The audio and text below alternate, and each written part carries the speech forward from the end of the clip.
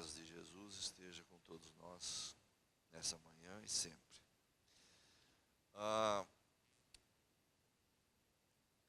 Allan Kardec, quando elaborou o primeiro livro da doutrina espírita, quando ele o preparou,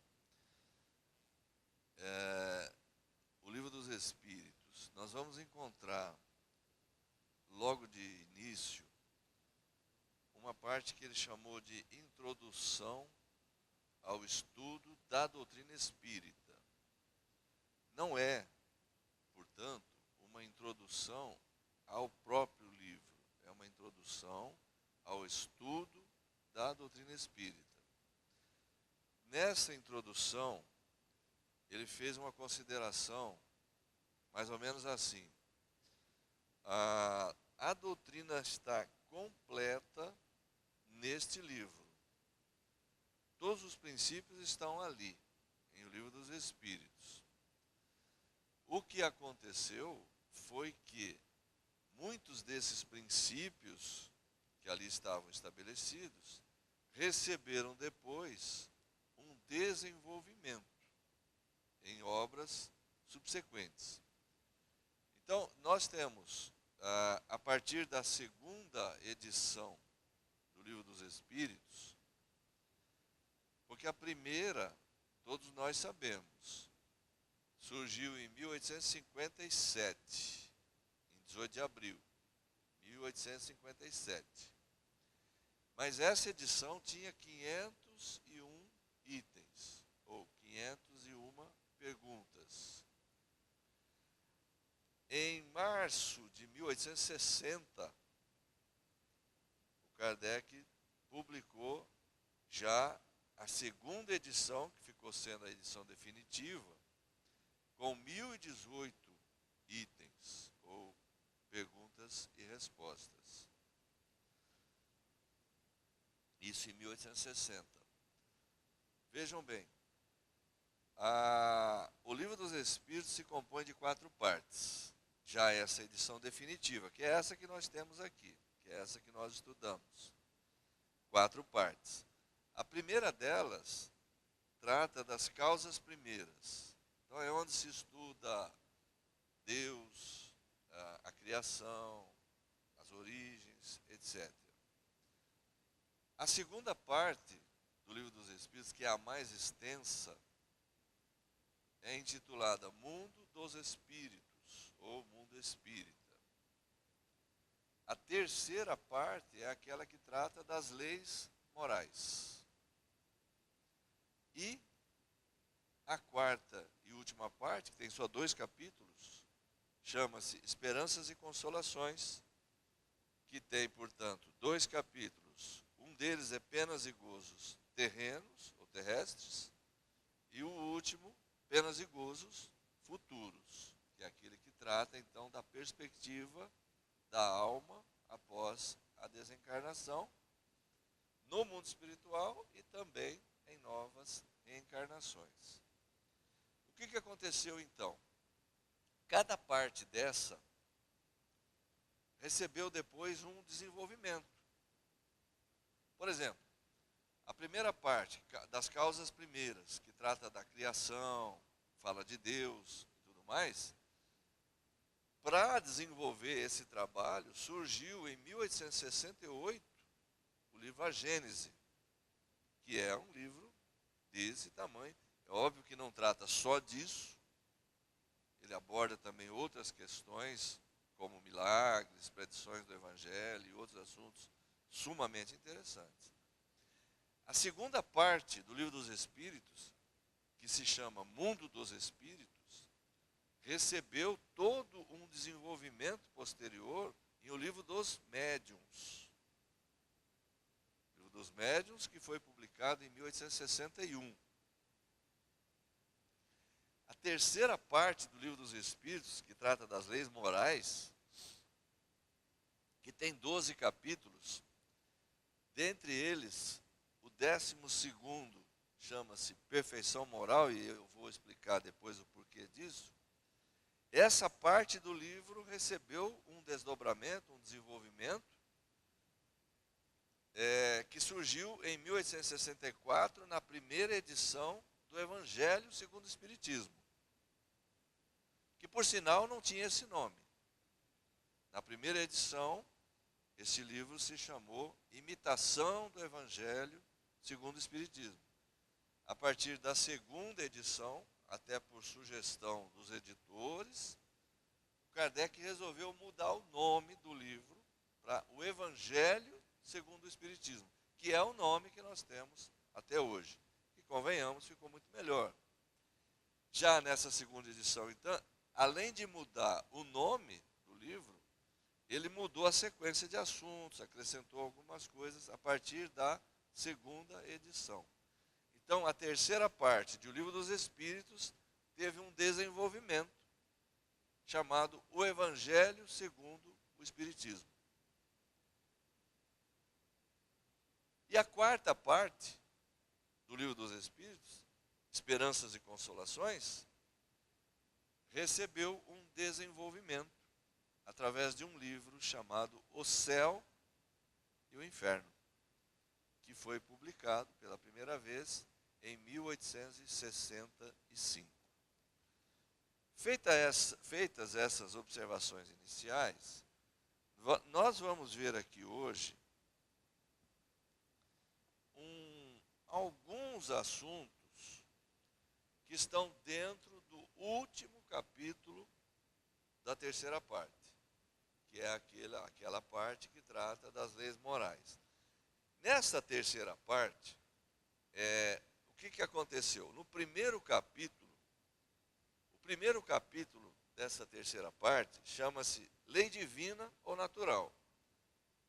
Aí, nesse primeiro capítulo, ele faz uma introdução, rápidas considerações acerca do que seja a lei divina, a visão humana acerca de Deus, enfim, algumas considerações das mais importantes, mas é algo introdutório.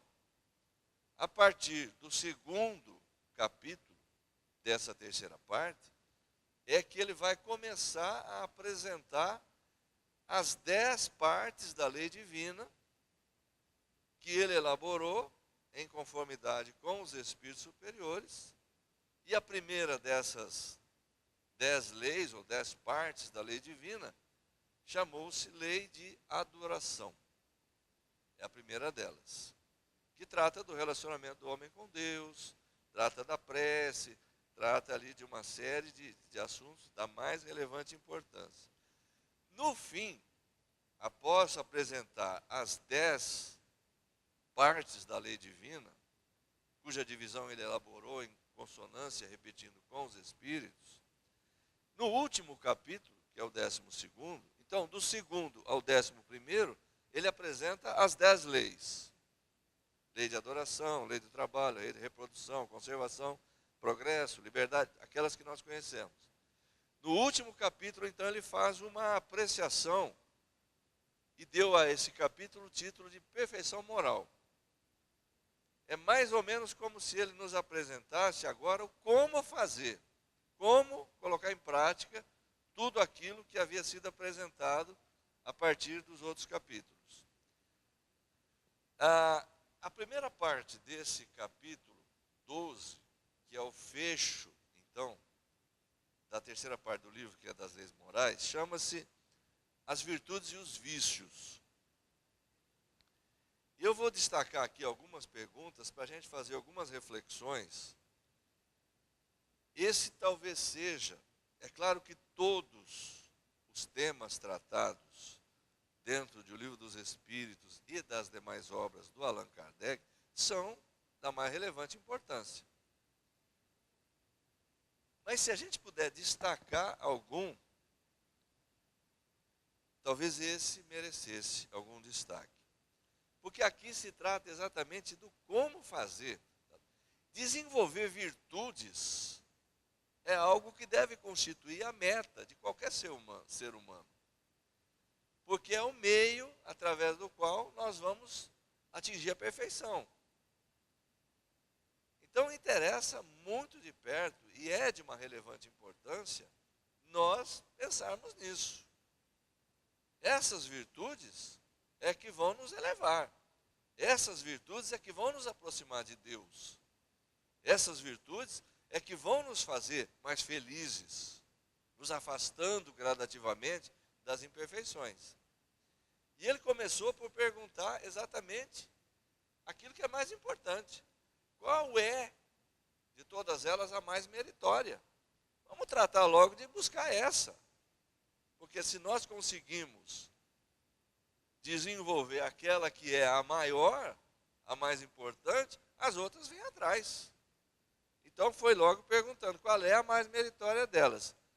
Essa é uma resposta provavelmente conhecida de todos nós, mas vamos recordá-la, dado o interesse que ela desperta em cada um de nós.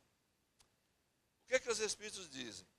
Toda virtude tem o seu mérito próprio, porque todas indicam progresso no caminho do bem. Então, qualquer virtude desenvolvida tem mérito, evidentemente. Há virtude sempre que há resistência voluntária ao arrastamento dos maus pendores.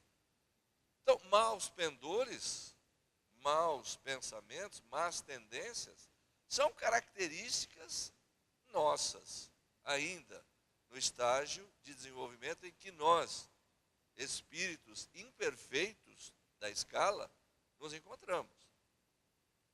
Más tendências. Agora, mesmo existindo as más tendências, a resistência a elas constitui-se numa virtude.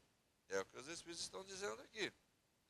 Agora, a sublimidade da virtude está no sacrifício do interesse pessoal pelo bem do próximo, sem pensamento oculto. Vejam que isso é uma coisa bastante complexa e difícil, extremamente difícil. Sacrifício do interesse pessoal a bem do outro, sem intenção oculta, sem um interesse escondido, sem segundas intenções. Aí a conclusão se faz. A mais meritória das virtudes, então, é aquela que está baseada na caridade mais desinteressada. Porque às vezes a pessoa pode praticar o bem. A prática do bem em si ou por si só não representa necessariamente uma virtude. Não quer dizer que exista virtude. Porque eu posso, por exemplo, imaginemos que eu fosse candidato a vereador. Então eu distribuo cestas básicas para pessoas carentes, necessitadas, mas junto eu entrego o santinho. Olha lá, vota para mim, tal, tal. Estou fazendo o bem? É uma coisa má? É ruim dar a cesta básica para quem tem fome? Não, é uma coisa boa. Estou praticando o bem. Mas é uma atitude virtuosa? Não, não é uma atitude virtuosa. Por que que não é? Porque por trás existe o interesse. Então, o texto deixa isso muito claro. A prática do bem, o sacrifício do interesse pessoal, dar algo de si, renunciar a alguma coisa a benefício do outro, sem intenção oculta. Então, a mais desinteressada é a caridade, na sua mais ampla acepção, constituirá, sem dúvida alguma, a mais meritória das virtudes. E vejam que coisa interessante. Não sei se vocês conseguem. Dá para ler, né? Dá.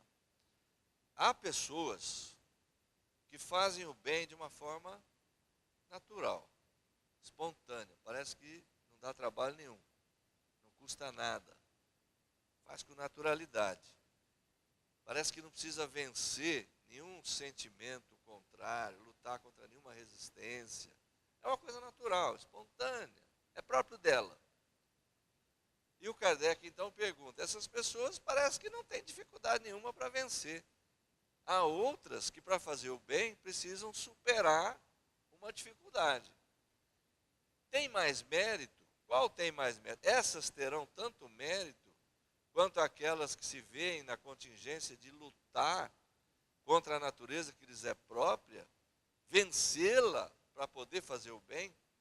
Porque fazer o bem normalmente requer um certo grau de renúncia. Por exemplo, é sábado à tarde, está chovendo, está frio, está bom para ficar dormindo, tem um jogo muito legal na televisão.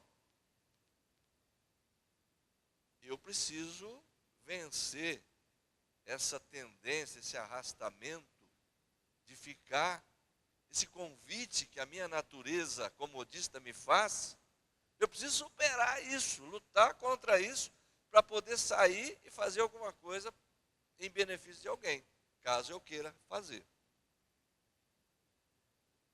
Mas há pessoas que farão isso de uma forma muito espontânea. Isso não as incomoda de modo nenhum, fazem de forma muito natural. Então vamos ver o que é que os Espíritos ponderam a esse respeito. Só não tem que lutar aqueles em quem já há progresso realizado. Já lutaram antes e venceram. Por isso que hoje, para eles, isso já é uma situação resolvida. O progresso já está realizado. Então, os bons sentimentos não lhes custam nenhum esforço, surgem naturalmente. Suas ações parecem muito simples para nós. O bem tornou-se para elas um hábito. Devidas lhes são as honras que se costumam tributar a velhos guerreiros que conquistaram altos postos. Então vejam só. Nesse ponto dessa reflexão, eu me lembrei que nós temos no Evangelho segundo o Espiritismo, como eu disse antes, essas situações estão associadas. Esse material, esses temas da terceira parte do Livro dos Espíritos, estão desenvolvidos em o Evangelho segundo o Espiritismo. Então nós vamos sempre encontrar, se a gente procurar relacionar o material que está na terceira parte do Livro dos Espíritos, que trata das leis morais, com os temas do Evangelho, nós vamos sempre encontrar, sempre nós vamos conseguir fazer esse relacionamento. Porque o Evangelho veio exatamente para desenvolver a terceira parte do Livro dos Espíritos. No item 6 do capítulo 8º do Evangelho, o capítulo 8º do Evangelho chama-se Bem-aventurados os puros de coração. Aí tem um texto que diz assim: a verdadeira pureza não está somente nos atos, está também no pensamento. Porquanto aquele que tem puro o coração, nem sequer pensa no mal. Foi o que Jesus quis dizer. Ele condena o pecado mesmo em pensamento, porque é sinal de impureza. Isso aqui nos remete a uma outra questão que está no mesmo capítulo aqui, que está no item 7. Nós sofremos as consequências de um pensamento mau, embora não seja colocado em prática? Essa é uma questão das mais interessantes. Então, esse desenvolvimento está aqui. O que se quer dizer em torno disso? Todo pensamento mau ainda é resultado da imperfeição da alma. Porque aquele que já conseguiu superar, ele nem sequer pensa no mal. Ele nem sequer concebe a ideia. Perguntar-se-ia, então, bom, então não existe mérito. Eu tenho o pensamento mau, mas eu já consigo saber que ele está errado, resisto à ideia, não o coloco em prática. Eu o consigo vencer. Não há mérito nisso? Claro que há. Então essa questão está desenvolvida aqui, no capítulo 8. A ocorrência do mau pensamento, que ainda é peculiar a quase todos nós, nos enseja a oportunidade de lutar contra ele. Então nós temos a oportunidade, como está aqui, de realizar um progresso, quando nós conseguimos repelir essa ideia com energia. Não ceder ao chamamento para a realização de um mau desejo, de uma coisa errada. Essa oportunidade de luta é uma oportunidade de progresso. É um sinal de que nós ainda não nos depuramos, evidentemente, porque se nós já fôssemos espíritos de uma categoria melhor, nós sequer teríamos o pensamento. Mas, já que os temos, é a oportunidade de lutar contra eles. Então, apresentam-se as seguintes situações. Existe a pessoa que ainda está mais atrasada, que busca a ocasião de praticar o mau ato. Busca. E se ele não colocar em prática, não será por não querer, mas apenas por falta de oportunidade. Então essa ainda está mais atrasada. Há um resumo mais ou menos assim. A pessoa que nem sequer concebe o mau pensamento. Nesta, o progresso está realizado. Aquela que tem o mau pensamento, mas o repele, luta e evita, o combate e não permite que o ato seja praticado. Nesta, o progresso está em vias de se realizar. Parece estranho, porque eu já consigo vencer o mau pensamento, mas ele ainda existe. Então, o progresso realmente estará realizado quando ele não mais se apresentar. Porque a categoria de espírito bom, na escala espírita, e eu vou colocar aqui já já, engloba aqueles espíritos que nem sequer têm um mau pensamento. Não tem nenhum desejo do mal, só o desejo do bem. Esses são os espíritos bons da escala que o Kardec elaborou. Então, quando encarnados, nós vamos ler aqui, eles não têm raiva, não têm ciúme, não têm inveja, não têm rancor, não têm ódio, não sentem mágoa, nem mesmo tristeza. Qualquer tipo de paixão, de má paixão, esses espíritos não têm mais. Eles são muito raros aqui na Terra. Muito difícil encontrar alguém assim. Se nós quisermos nos situar, é fácil, é só perguntar. Você já sentiu alguma vez que seja, num grau qualquer, ciúme, raiva, mágoa, ódio, tristeza? Já? Então, espírito imperfeito. Terceira ordem. Terceira ordem. Segunda ordem, espírito bom, raramente se encontra na Terra. Eles raramente encarnam aqui. Já estão mais acima.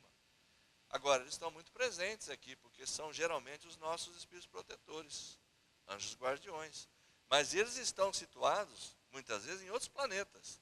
Cuidam de nós de lá mesmo, não precisam estar aqui, ao nosso lado. Não é? Então, aquele que o pensamento ainda está com força plena, que ele até busca a oportunidade de realizá-lo, aquele no qual o pensamento ainda ocorre, mas luta contra ele, o progresso está quase realizado, está em via de se realizar, e aquele no qual nem sequer o pensamento se apresenta. Esse aqui, essa turma aqui, ó, é a segunda ordem, espíritos bons. Caracteres gerais: predominância do espírito sobre a matéria, desejo do bem. Não há outro tipo de desejo. Espíritos bons.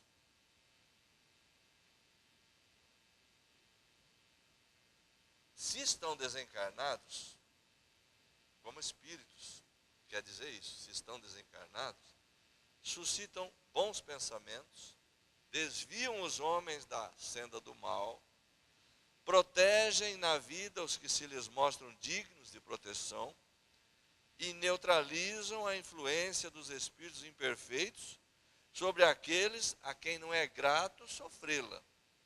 Porque muitas vezes nós sofremos a influência de espíritos imperfeitos, mas nós não fazemos nenhum esforço em nos livrar dela. Parece até que ela nos agrada, nós vivemos muito bem com isso. Então, os espíritos bons respeitarão o nosso livre-arbítrio. Se é da nossa preferência, se você prefere assim, meu filho, continue assim. A partir do momento em que nós o buscamos, que nós pedimos ajuda, que nós nos propomos a uma atitude de mudança, de transformação, ele imediatamente virá em nosso auxílio. Há até essa indagação em O Livro dos Espíritos. Quando o anjo guardião, o espírito protetor, não consegue afastar a influência de um espírito imperfeito sobre nós, é porque ele não tem capacidade para isso? É porque ele não pode? Não, não é porque ele não pode. É porque nós não queremos. E ele respeita. Quando a gente quiser, ele virá nos ajudar. Esses espíritos, quando encarnados, esses espíritos dessa ordem, são bondosos e benevolentes com seus semelhantes. Não são movidos nem pelo orgulho, nem pelo egoísmo, nem pela ambição. Não experimentam ódio, rancor, inveja, ciúme e fazem o bem pelo bem. Alguém se enquadrou? Essa é a nossa análise e é uma das mais interessantes. Continuando aquela resposta da 894, que ele perguntou, tem gente que faz o bem espontaneamente, outro não? Isso aqui é um retrato daquilo que acontece e que nos possibilita entender bem a nossa realidade e como é que nós nos situamos diante de tudo isso. Os Espíritos disseram assim, como ainda estáis longe da perfeição, tais exemplos vos espantam pelo contraste com o que tendes à vista, e tanto mais os admirais, quanto mais raros são. Quer dizer, para nós, quando a gente vê uma pessoa daquele jeito que foi dito lá, aquele que faz o bem, espontaneamente, ele não tem nenhuma dificuldade, não há nenhuma resistência a vencer, é uma coisa natural. Os Espíritos estão dizendo aqui, vocês se espantam muito com isso, porque vocês não estão acostumados com isso. A vossa realidade ainda não é esta. E nós estamos a caminho disso. Aí ele diz assim, nos mundos mais adiantados do que o vosso, isso é a regra. Isso que aqui é a exceção, você se espanta quando vê, é a regra. Nesses mundos, o sentimento do bem é espontâneo. Somente bons espíritos os habitam. O que é que nós vimos ali? Quais são as características dos espíritos bons? São aquelas que nós vimos ali. Eles não têm sequer o desejo do mal. Ainda passam por provas. Ainda precisam reencarnar. Porque ainda não são perfeitos. Porque senão seriam da primeira ordem. Espíritos puros. Ainda não são. Mas não tem mais expiações. Nós não. Nós vivemos ainda num mundo de provas e expiações. Expiações são aquelas contingências às quais nós somos submetidos como decorrência do erro praticado. É quando nós enfrentamos as consequências do mal que fizemos. Isso é expiação. Eles não passam mais por isso, porque já venceram essa parte. Ainda tem provas, talvez de uma natureza diferente das nossas, mas ainda tem. Porque ainda não alcançaram a pureza plena. Enfim, vejam a questão do interesse pessoal. Porque isso está diretamente ligado a uma coisa que nós conhecemos com o nome de egoísmo. Interesse pessoal. O Kardec falou assim, ó, se você deixar de lado, porque tem coisa que você olha, você vê, claramente percebe, tem defeitos que são visíveis. Mas há pessoas que são mais polidas. Você olha, nossa, que pessoa boa, pessoa civilizada, pessoa cumpridora das leis, etc, etc, etc. Muito bom. Como é que a gente pode descobrir um sinal mais característico de imperfeição? Interesse pessoal. E como é que isso vai aparecer? Frequentemente as qualidades morais são como a comparação que ele faz. Imagina que esse objeto aqui fosse dourado. É uma douração superficial aqui, né? Apenas um banho de cobre dourado. Mas por baixo ele é preto assim. O dourado está por cima. Se você passar um objeto pontiagudo, fizer um risco aqui, o dourado deixa perceber que por baixo tem o preto, né? A douradura que não resiste à pedra de toque. Às vezes as qualidades morais são mais ou menos assim, são meio superficiais. Mexeu no interesse pessoal, você descobre quem é a pessoa. Esse aqui é um problema. Essa questão eu destaquei aqui, porque trata-se de uma análise imprescindível de ser feita. Fazer o bem, pelo desejo do bem, sem intenção oculta, como nós vimos numa pergunta anterior. Aí o Kardec perguntou assim, mas aquele que faz o bem, sem visar recompensa na terra, mas esperando que lhe seja levado em conta na outra vida, e que lá a sua situação seja melhor. É o tal do bônus hora, que a gente escuta o espírito toda hora falar que está trabalhando para ganhar bônus hora. Mas peraí, você está trabalhando para fazer o bem, porque você gosta de fazer o bem, quer fazer o bem por fazer, ou você está interessado numa situação futura em que Deus vai te falar, Senhor, eu estou fazendo aqui, mas ó, anota aí no seu livrinho que eu estou fazendo aqui, viu? Depois lá eu quero a recompensa disso. A gente vê toda hora as pessoas falando assim, nós vamos ganhar uns bônus hora, né? Se você faz o bem só para ganhar bônus hora, então, não sei, aí é complicado. Essa preocupação lhe prejudicará o progresso? Aqui não havia outra resposta possível. O bem deve ser feito com desinteresse, porque existe coerência. As respostas todas, toda a doutrina espírita, não há incoerência. Elas são coerentes sempre. Agora, é melhor fazer o bem pensando em bônus hora, pensando numa possível situação futura melhor, do que não fazer. O ideal não é isso. Mas é melhor fazer pensando nisso do que não fazer. Ou pior ainda, fazer o mal. Isso trata-se de uma coisa apenas de comparação, né? É melhor fazer do que não fazer. Mesmo que no início você faça com interesse. Você vai fazendo. Daqui a pouco a gente começa a fazer porque está se sentindo bem fazendo. E aí já não quer mais parar.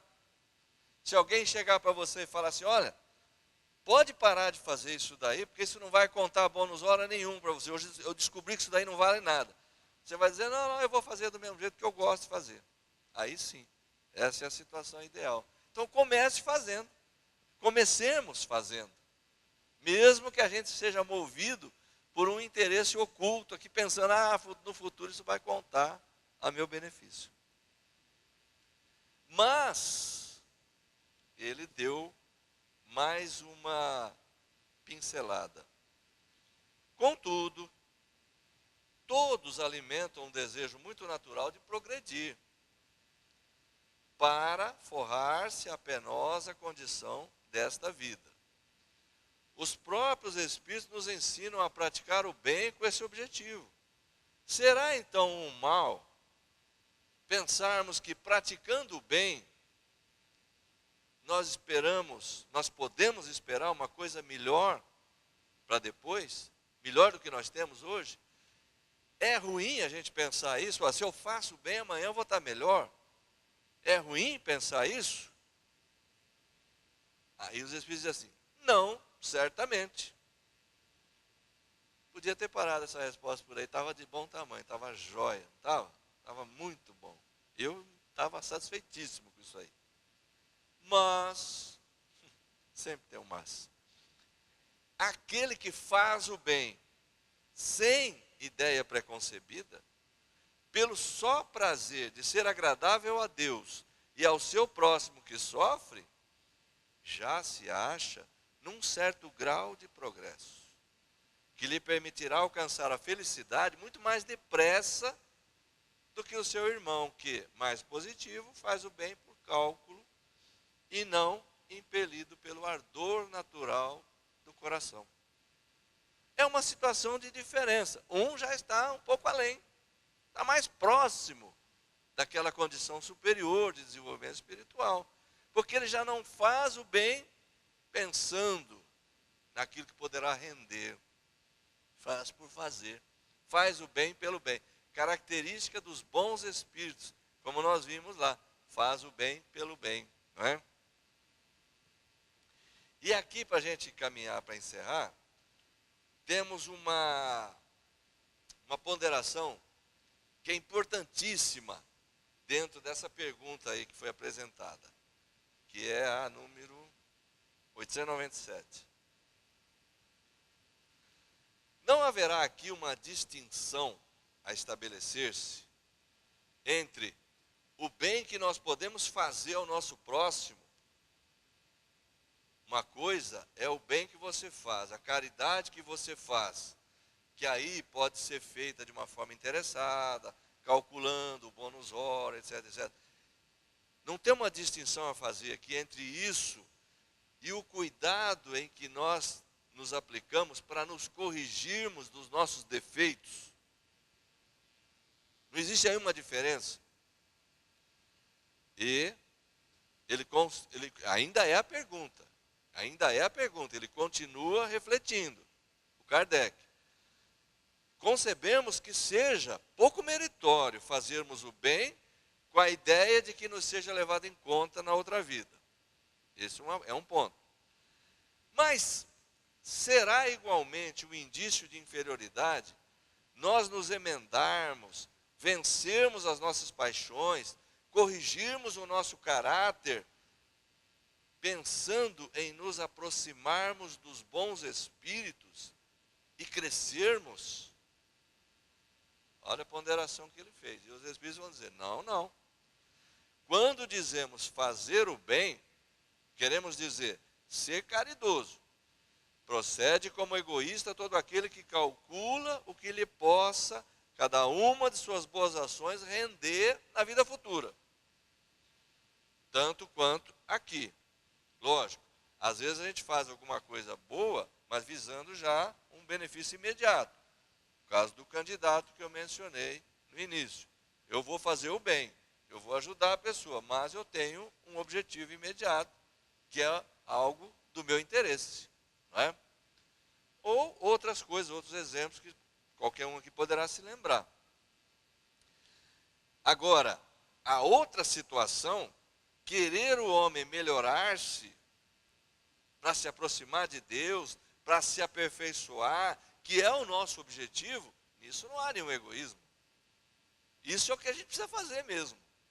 Então são duas coisas, como vimos, diferentes. O ideal é fazermos o bem pelo bem sem interesse. Mas se nós conseguirmos fazer o bem, mesmo que seja com interesse, façamos. Porque a gente pode se acostumar, pode gostar, e daqui a pouco a gente vai estar fazendo por fazer. Fazendo o bem pelo bem, sem contemplar o benefício. Então, feitas essas reflexões, e esse capítulo é da mais, repetindo, é um dos mais importantes, esse que trata da perfeição moral. Porque nesse capítulo, ele abordou as questões de uma maneira a apresentar como fazer para alcançar uma condição melhor. Em todos os 10 capítulos anteriores, ele apresentou as leis morais. E nesse final, ele disse qual é o caminho. O que que se pode fazer? Como se pode fazer para acelerar o crescimento? E acelerar o crescimento é do mais alto interesse de cada um de nós. Justamente porque, quando a gente estuda a escala espírita, e escala espírita não tem nada a ver com doutrina espírita, com espiritismo. Escala dos espíritos, escala espiritual, que é aquela que mostra o posicionamento, uma hierarquia. Nós, com quase toda certeza, todos nós, mas eu não me atrevo a falar pelos outros, posso falar por mim, ainda nos encontramos na terceira ordem. O Kardec dividiu em três: terceira, segunda e primeira. A terceira é a dos imperfeitos. A segunda é dos espíritos bons. E a primeira é dos espíritos puros. Espírito puro é a meta. Puro ou perfeito é a meta. É ali que a gente precisa chegar. Por quê? Felicidade inalterável. Ali, tudo que se passa com esses espíritos não altera a sua felicidade. Eles não têm mais que enfrentar nenhum tipo de necessidade, nenhum tipo de provação. Aí vamos dizer assim, o espírito bom, aquele da segunda ordem, ainda tem provas. Embora talvez provas numa dimensão diferente daquilo que a gente imagina. O espírito puro não, ele já chegou ao topo. Então ele não tem mais que reencarnar, porque a reencarnação é vista como um mecanismo de provas ou expiações para a evolução. Ele já não precisa. Ele já goza de uma felicidade plena, inalterável. Nada abala. Ele não tem paixão de nenhum tipo, nem as boas. Mas assim, mas existe paixão boa? Existe. Para nós aqui, nós consideramos boas, o amor. Mas o tipo de amor que nós ainda consideramos e achamos que seja uma coisa boa, para um espírito da categoria de Jesus, por exemplo, ele não tem nem isso mais. O amor, para ele, é uma coisa completamente diferente disso. É difícil a gente compreender o que possa ser um espírito puro. Daí a dificuldade natural que a maioria das pessoas tem para entender o papel de Jesus aqui na Terra. Por que que as religiões o promoveram à condição de Deus? Porque não sabem, não têm essa concepção de evolução do espírito. As religiões não têm. E os não religiosos menos ainda. Então, um espírito da categoria de Jesus, como eles não conseguem entender isso, só podia ser Deus. Né? Para nós, então, é do mais alto interesse compreender a nossa meta. Aonde é que nós estamos tendendo a chegar. E qual o caminho, quais os meios para se acelerar o avanço na direção dessa meta. E quais os motivos que podem nos estimular a fazer isso. Felicidade, felicidade plena. Ausência total de sofrimento, de dor. Então, lutemos por isso. Muita paz a todos, bom domingo.